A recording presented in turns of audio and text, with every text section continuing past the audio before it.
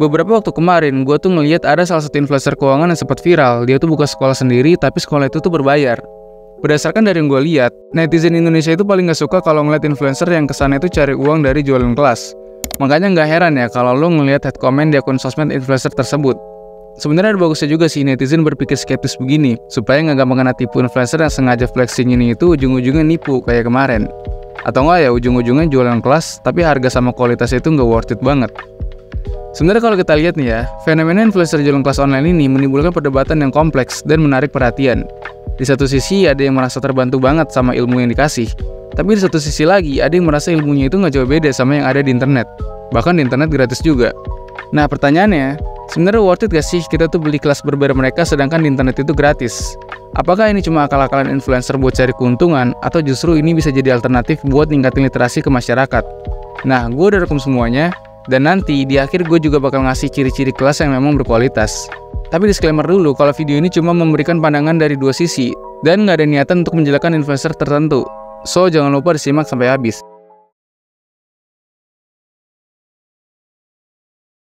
Seperti yang gue bilang tadi, fenomena influencer jualan kelas ini menimbulkan perdebatan yang kompleks. Ada yang pro, ada juga yang kontra. Nah kita bahas dari sudut pro-nya dulu nih. Pertama adalah kemudahan. Walaupun memang di internet banyak tersebar gratis, tapi masih banyak yang ngerasa kalau ilmu yang dikasih itu memang bermanfaat. Karena walaupun mungkin ilmu itu dari buku atau internet juga, tapi kan gak semua orang itu mau cari satu persatu materinya di buku atau di internet. Nah, gunanya mereka beli kelas itu supaya mempermudah pembelajaran mereka. Jadi mereka tinggal belajar aja, gak perlu pindah-pindah artikel buat nyusun materi-materinya. Ibaratnya kalau di sekolah, itu kan ada yang namanya kurikulum. Jadi supaya pembelajarannya itu terarah, mau belajar mata pelajaran apa aja. Walaupun di zaman sekarang materi yang ada di sekolah itu bisa diakses secara gratis kan di internet, bahkan lebih lengkap. Jadi gunanya itu ya memang untuk mempermudah dan membimbing proses pembelajaran. Kedua, motivasi. Semisal lu beli kelas berbayar ke salah satu influencer, pasti kan ada alasan sendiri kenapa lu mau beli kelas dia.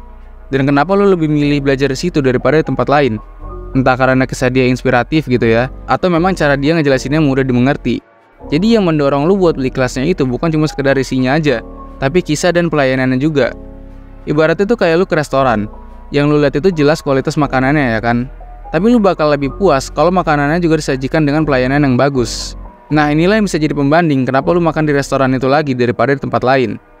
Jadi bisa disimpulin kalau yang kita beli itu nggak cuma materinya aja, tapi pelayanannya juga. Nah sekarang kita bahas dari sudut kontranya nih, yang sering jadi perdebatan. Pertama, kualitas yang meragukan. Sebenarnya kalau ngomongin kualitas itu subjektif ya, bisa aja bagi lu nggak bermanfaat, tapi bagi gue justru bermanfaat banget. Tapi yang jadi masalah kalau keluhan itu nggak datang dari satu atau dua orang aja, tapi banyak. Karena walaupun kualitas itu bersifat subjektif, tapi testimoni dan ulasan peserta itu bisa jadi gambaran objektif tentang kualitas kelas tersebut. Yang kedua, harga yang overpriced. Overpriced itu sebenarnya bisa terjadi karena memang kitanya aja yang nggak punya uangnya. Tapi overpriced itu bisa diukur dari perbandingan satu produk dengan produk lainnya yang sama persis value-nya.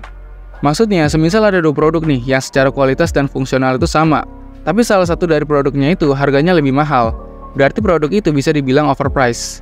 Nah, dalam konteks ini, beberapa influencer itu suka ngasih harga yang relatif tinggi, tapi kualitas itu nggak jauh beda sama tempat lain yang jauh lebih murah.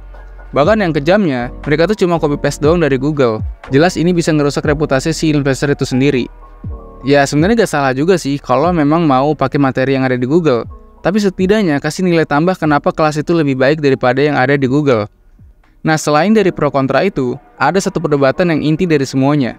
Sebenarnya salah nggak sih jualan kelas berbayar? Nah kita bahas selanjutnya nih.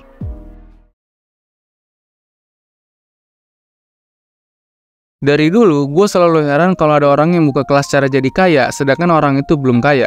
Coba, lu setuju nggak sih? Karena logisnya ya, gimana bisa dia ngajarin kalau dia sendiri belum mencapai itu? Ibaratnya kayak buka kelas cara lolos PTN, tapi yang ngajarinnya itu anak SMA. Bahayanya, menurut gue orang Indo itu masih banyak yang punya mindset pengen cepet kaya. Takutnya mereka-mereka ini jadi gampang terpengaruh untuk ikut kelas itu. Ternyata pas masuk cuma dikasih informasi dasar yang sering kita temuin di internet. Sebenarnya nggak ada kelas untuk jadi kaya, karena kaya itu subjektif dan nggak bisa dipelajarin. Tapi skill yang mengantarkan lu pada kekayaan itu yang bisa dipelajarin, entah skill marketing, sales, atau apapun itu.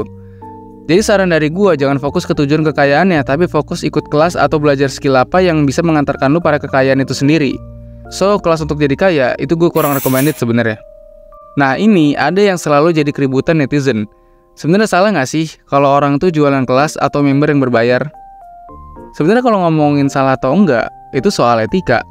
Dan menurut gua bisa salah, tapi bisa jadi enggak juga. Kalau memang edukatornya itu orang yang asal ngomong doang, bahkan belum begitu menguasai bidang tersebut, jelas ini salah, bahkan berbahaya. Karena yang ditakutin terjadi yang namanya misinformasi, di mana ada kesalahpahaman terhadap informasi ilmu yang diberikan. Tapi memang kalau orang itu udah kaya sebelumnya, atau seenggaknya dia profesional lah di bidang yang diajarin, itu nggak jadi masalah, karena memang tujuan itu untuk edukasi. Dan gunanya kelas itu berbayar, itu untuk memfilterisasi orang-orang yang memang mau belajar. Karena kalau kelas itu gratis, orang yang nggak niat belajar pun bisa masuk. Jadi sebenarnya orang-orang ini tanpa jualan kelas pun mereka memang udah kaya, atau memang udah sukses duluan di bidangnya. Lagi pula mereka kan nggak maksa ya buat kalian daftar. Dan selagi memang banyak yang terbantu karena kelasnya berkualitas, yaitu hak mereka mendapatkan imbalan atas produk yang mereka kasih. Dan kita juga nggak tahu ilmu dari mana yang bisa merubah hidup kita ke depannya. Kalau lu nyalain kenapa kelasnya berbayar, ya lu beres-beres sekolah kan juga beli kelas. Secara praktik sekolah juga jualan kelas kan. Tapi kalau memang sebenarnya mereka itu sadar kualitasnya itu asal buat karena memang fokus pada keuntungan, ya jelas itu nggak etis karena itu termasuk kapitalisasi ilmu pengetahuan. Jadi sebenarnya salah atau enggaknya itu balik lagi ke kualitas dan tujuannya. Nah tapi pertanyaannya tuh, gimana sih caranya kita tuh bedain kelas yang memang berkualitas sama kelas yang asal buat aja? Nah ini kita bahas selanjutnya.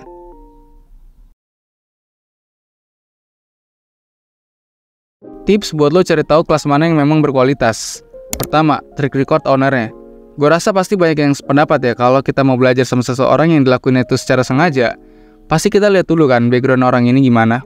Atau kalau semisal lo pengen belajar investasi ke temen, lo nggak mungkin kan ngomongin saham atau kripto ke temen lo yang nggak punya basic investasi sama sekali.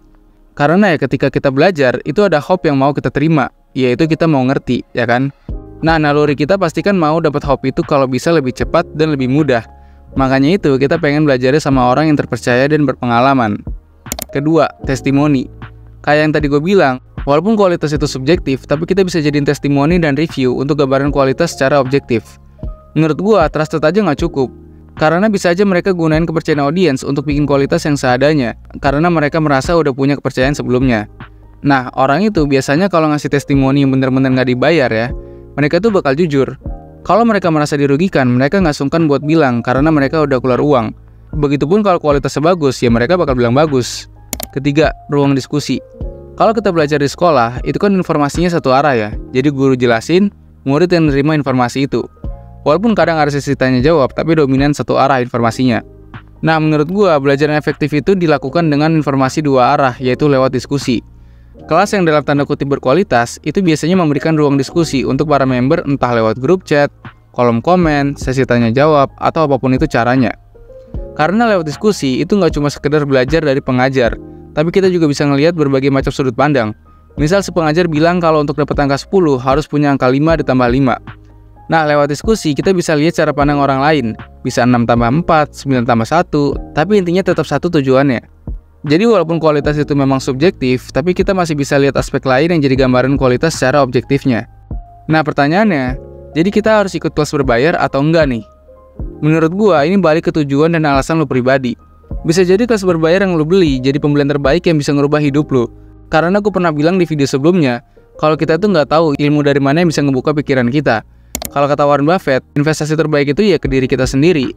Karena investasi ke capital market itu nggak worth it kalau income lo masih terbatas. Jadi satu-satunya cara untuk naikin penghasilan, ya lewat investasi ilmu ke diri sendiri. Ingat kata gue tadi, jadi kaya itu nggak bisa dipelajarin karena tiap orang punya jalurnya masing-masing. Tapi skill yang nganterin lu kepada kekayaan, ya itu bisa dipelajarin. Jadi nggak ada salahnya juga untuk kita ikut kelas berbayar sekalipun untuk mengasah skill yang kita punya. Tapi pastiin, lu punya tujuan dan alasan itu sendiri. So, sekian dulu pembahasan kita kali ini, sampai jumpa di segmen selanjutnya.